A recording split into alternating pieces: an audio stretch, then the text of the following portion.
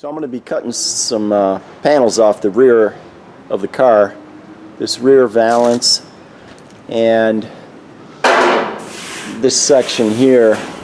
I don't know if you can see, but there was collision damage, and so it's really out of shape. And I've got a new rear valance, and I've got these two panels that I cut off of a donor car that I picked up, or just a rear end. You can see it out here. So I picked up this rear end for $100, which I thought was a great deal, and yeah, I'm using several parts off of it. So there's the Honda. Anyways, taking advantage of a nice day here. And alright, so I'm going to cut some more off. There's not going to be much left of this car.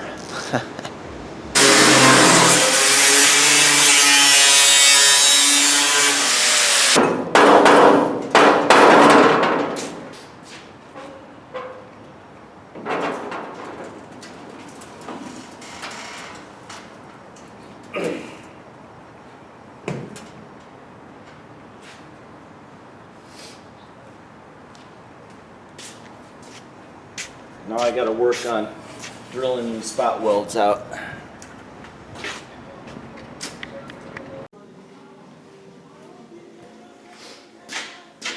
So I'm working on this rear end today. Like I mentioned before, there's some collision damage in this area. So there's a little distortion through here. This is lifted up just a little bit. I've been kind of studying it and looking at, the other side, and you can see how this lifts up just a little bit. So yeah, I've got to try to figure out how to correct that, and yeah, that's what I'm working on.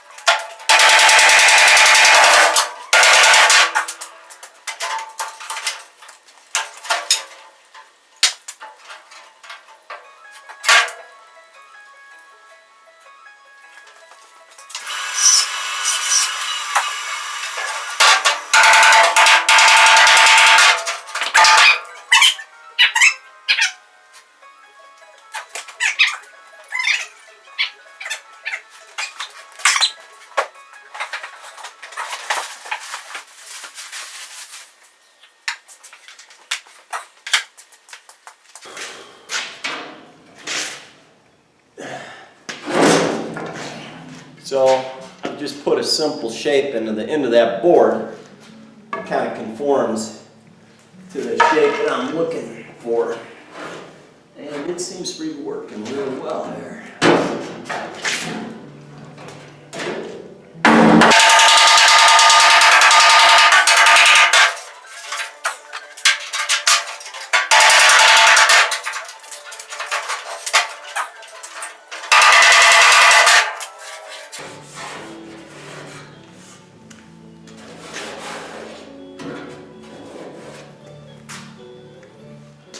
I'm going to show you what I'm doing.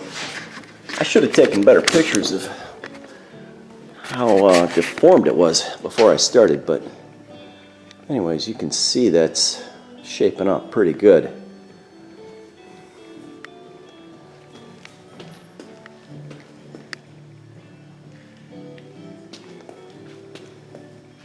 Yeah, I'm happy.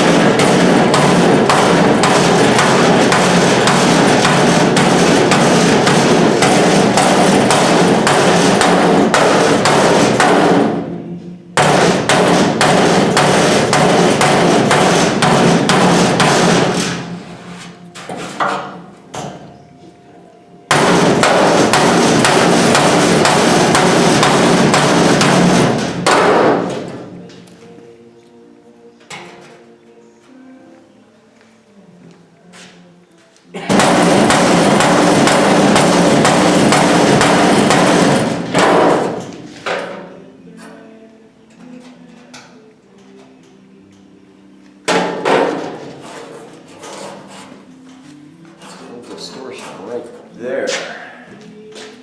I'm gonna have to remove this. I'll suspend the car with the change ball and take this off so I can work under there. Yeah. So I've got to rework this rear armature for the rotisserie because now that I've straightened out the trunk deck where it mounts, yeah, it's not going to lay flat. I originally made this, and it's kind of, I don't know if you can see, but it's out of, you know, it's not symmetrical because of the distortion in the trunk deck. So now I've straightened that out. Now I got to rework this, and that's what I'm going to set about doing. I've got to make some cuts in this steel tubing, and I've decided the best way to do it is with the bandsaw. I think I'll be a little more accurate with my angles than if I use the grinder. And my bandsaw is a woodcutting bandsaw, which a couple years ago I took the time to make an extra set of pulleys and a whole system here to slow it down so I can put a steel blade in it. So it's got a couple set of pulleys that I will now engage with a couple different belts, and it'll slow her down and we'll cut the metal tube. So I mentioned how I slowed down my bandsaw. I was going to give you a closer look at that. I was thinking about it, and when I did this, I really wasn't able to find any good information on how to do this. I remember looking on YouTube. Maybe there's stuff now, I don't know, but you know, there's a lot of these bandsaws around, these wood cutting bandsaws, and if you want a bandsaw like this with a transmission that slows down, it costs a lot more money. So I'm going to show you how I did this. This is the mechanism to tighten the one pulley, and I mean, it's self-explanatory. You can take a good look. I've just made this adjustment here that throws this in and out. I put a wedge in there, just that's kind of where I ended up with the belt I have, and I never really adjust it anymore. So looking at it from the other side,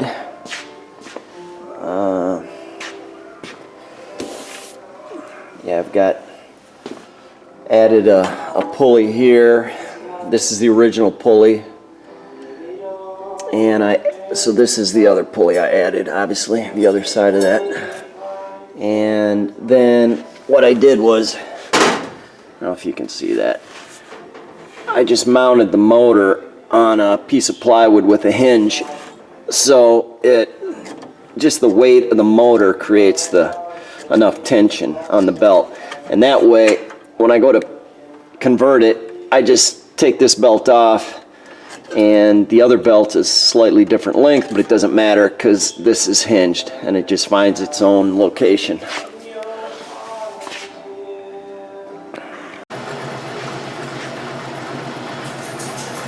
Okay, here's the slowed down bandsaw. This is going to be a little awkward.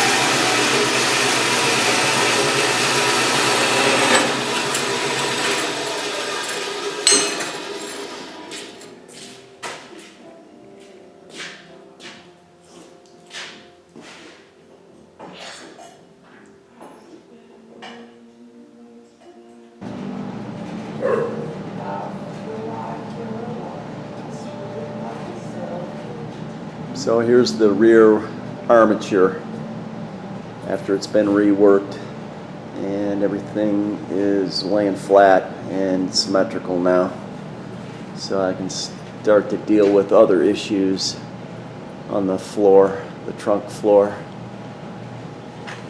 those areas of perforation. There's a patch here that I'm going to redo, a patch from previous ownership.